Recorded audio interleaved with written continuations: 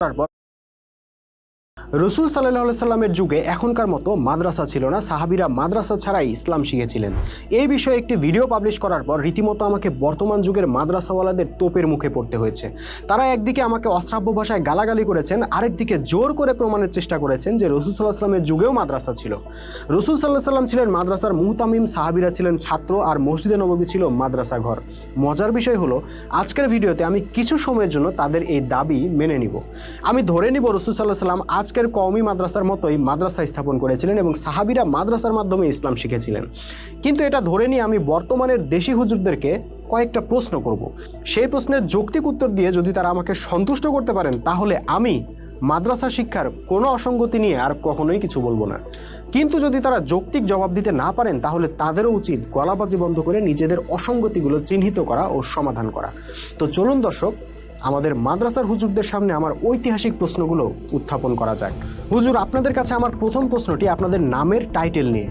দেখেন, রসুল সাল্লাল্লাহু সাল্লামের মাদ্রাসায় ইসলাম শেখার পরও সাহাবীরা নিজেদের নামের আগে মাওলানা, মুফতি, মুহাদ্দিস, মুফাসসির, আল্লামা, শায়েখ ইত্যাদি টাইটেল যোগ করেননি।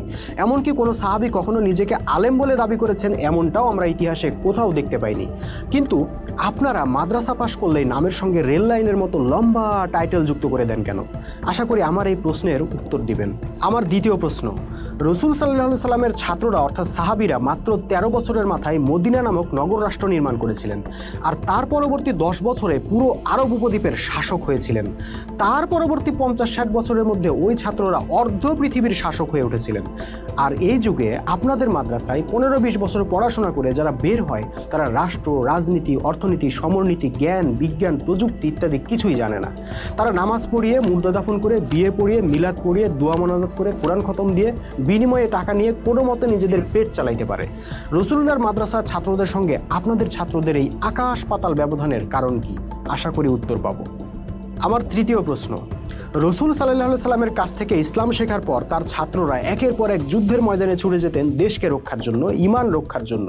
আর আপনাদের ছাত্ররা মাদ্রাসা থেকে বের হয়ে একের পর এক ওয়াজ মাহফিলে ছুটে যান বড় অঙ্কের হাদিয়া কামাইয়ের জন্য। সাহাবীরা ইসলামের জন্য নিজেদের সমস্ত সম্পদ অকাতরে দান করে দিতেন। যেমন তাবুক অভিযানের আগে আবু বকর রাদিয়াল্লাহু আনহু তার সমস্ত সম্পদ আল্লাহর রাস্তায় দান করে দিয়েছিলেন। ঘরে একটা ঝাড়ু পর্যন্ত রেখে আসেননি তিনি। আর আপনাদের ছাত্ররা টাকা ছাড়া নামাজের ইমামতিও করতে চায় না। ওয়াজ মাহফিলে তাদের আধা ঘন্টা বক্তব্য শোনার জন্য মোটা অঙ্কের টাকা অগ্রিম পরিশোধ করতে হয়। কোনো কোনো বক্তা আবার হেলিকপ্টার ছাড়া যাতায়াত করেন না। তাদের ওয়াজ শোনার জন্য সাধারণ মানুষ চাঁদা দিয়ে হেলিকপ্টার ভাড়া করতে বাধ্য হয়। সুতরাং প্রশ্ন ওঠে, রসুলের মাদ্রাসার ছাত্ররা এত দিনদার ছিলেন, কিন্তু আপনাদের মাদ্রাসার ছাত্ররা এত দুনিয়ালোভী কেন? কি শেখালেন আপনারা? আমার চতুর্থ প্রশ্ন, এটা ইতিহাস যে রাসূলুল্লাহ সাল্লাল্লাহু আলাইহি সাল্লামের শিক্ষাঙ্গনে নারী পুরুষ সবার অংশগ্রহণ ছিল।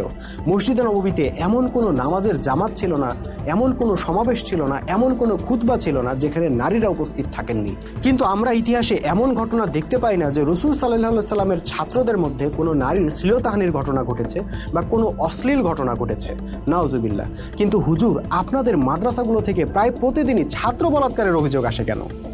রসুলের ছাত্ররা ইসলাম শিখে এমন রিপুজয়ী মহামানব হয়েছিলেন যে বাসর ঘরে বউ রেখে যুদ্ধে গিয়ে শহীদ হয়েছিলেন।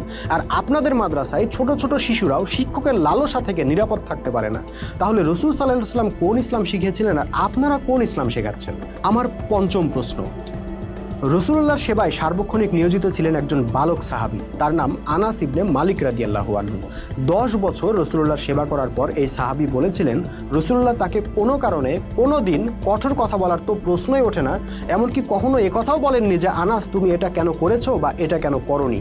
অথচ আপনাদের মাদ্রাসাগুলোতে ছোট ছোট শিশুদের শেকল দিয়ে বেঁধে রাখা, উল্টো করে ঝুলিয়ে রাখা, বেত দিয়ে পিটাতে পিটাতে মেরে ফেলা, শরীরে গরম ছ্যাঁকা দেওয়া ইত্যাদি অভিযোগ প্রায়ই উঠে থাকে। রসুলের মাদ্রাসায় যা কল্পনাও করা যেত না, আপনাদের মাদ্রাসায় সেটা অহরহ ঘটছে। এর কি ব্যাখ্যা দিবেন আপনারা? আমার ষষ্ঠ প্রশ্ন, রসুল সাল্লাল্লাহু আলাইহি সাল্লামকে যদি একজন শিক্ষক ও সাহাবীদেরকে ছাত্র হিসেবে ধরে নেওয়া হয়, তাহলে ইসলামের ইতিহাসের আলোকে আমি জোর দিয়ে বলতে পারি রসুল সাল্লাল্লাহু আলাইহি সাল্লাম তার ছাত্রদেরকে প্রধান যে বিষয়টা শিক্ষা দিয়েছিলেন তা হলো বিপ্লব। তার শিক্ষা পেয়ে সাহাবীরা এমন বিপ্লবী যোদ্ধায় পরিণত হয়েছিলেন যে মাত্র 60-70 বছরের মধ্যে অর্ধেক পৃথিবীতে আল্লাহর দ্বীন প্রতিষ্ঠা করতে পেরেছিলেন। সেই সাহাবীরা যদি আরো কয়েক বছর আয়ু পেতেন, তাহলে হয়তো বেশি দিন লাগতো না, তারা পুরো পৃথিবীতে আল্লাহর সত্য দ্বীন প্রতিষ্ঠা করে ফেলতেন। কারণ তারা তারা তাদের শিক্ষকের কাছ থেকে ভালোভাবেই জেনেছিলেন ইসলামের আগমন হয়েছে সারা বিশ্বে আল্লাহর হুকুম প্রতিষ্ঠার মাধ্যমে ন্যায়, শান্তি ও সুবিচার কায়েম করার জন্য। ইসলাম ছিল তাদের কাছে এক বিপ্লবের মন্ত্র। কিন্তু আপনারা যে ইসলাম মাদ্রাসায় শেখান, সেখানে বিপ্লবের কোনো জায়গা আছে? নাই। আপনারা শেখান মাসলা মাসাইল, অজুর মাসলা, গোসলের মাসলা, ঢিলাকুলুকের মাসলা ইত্যাদি। তাই আপনাদের ছাত্ররা মাদ্রাসায় মাসলা মাসাইল মুখস্থ করে মূর্তি মালানা হয়ে মাসলা মাসাইল নিয়েই পড়ে থাকে। বিপ্লবের কোনো ধারণা বা দিন প্রতিষ্ঠার কোনো প্রেরণা তাদের মধ্যে থাকে না। তারা যুগের পর যুগ মসজিদে ইমামতির চাকরি করে কাটিয়ে দেয়, কিন্তু জাতীয় জীবনে আল্লাহর বিধান বাদ দিয়ে মানুষের তৈরি বিধান মানলে যে ঈমান থাকে না, সেটা তারা জীবনেও মুসল্লিদেরকে বলে না। অথচ রাসূল সাল্লাল্লাহু আলাইহি সাল্লাম ও তার ছাত্ররা ঈমান আনার সঙ্গে সঙ্গে দিন প্রতিষ্ঠার সংগ্রাম শুরু করেছেন এবং জীবন দিয়েছেন, তবু মুশরিকদের সামনে মাথা নত করেননি। এখন আপনারাই বলুন, রাসূল সাল্লাল্লাহু আলাইহি সাল্লাম যদি মাদ্রাসা বানিয়ে থাকেন আর সাহাবীরা যদি সেই মাদ্রাসার ছাত্রই হয়ে থাকেন, তাহলে সেই মাদ্রাসার ফলাফলের সঙ্গে আপনাদের কওমি মাদ্রাসা বা আলিয়া মাদ্রাসার ফলাফল মিলে না কেন? রাসূল সাল্লাল্লাহু আলাইহি সাল্লামের শিক্ষার ফলে মাত্র ৬০-৭০ বছরের মধ্যে পৃথিবীর মানচিত্র পাল্টে গেল। রোমান পারস্যের মতো সুপার পাওয়ার মাটিতে মিশে গেল। আর আপনারা ১৫০ বছর ধরে কওমি মাদ্রাসা চালাচ্ছেন, হাজার হাজার মাদ্রাসায় লক্ষ লক্ষ ছাত্র পড়াচ্ছেন, কিন্তু একটা গ্রামের চেহারাও পাল্টাতে পারলেন না। গত কয়েকদিন যারা মাদ্রাসা নিয়ে ভিডিও বানানোর কারণে আমাকে গালাগালি করেছেন, তারা আশা করি এসব প্রশ্নের দাঁত ভাঙা জবাব দিয়ে আমাকে কৃতজ্ঞ করবেন। প্রিয় দর্শক, আজকের মতো এখানে বিদায় নিচ্ছি। দেখা হবে পরবর্তী ভিডিওতে। সে পর্যন্ত সবাই ভালো থাকবেন, সুস্থ থাকবেন।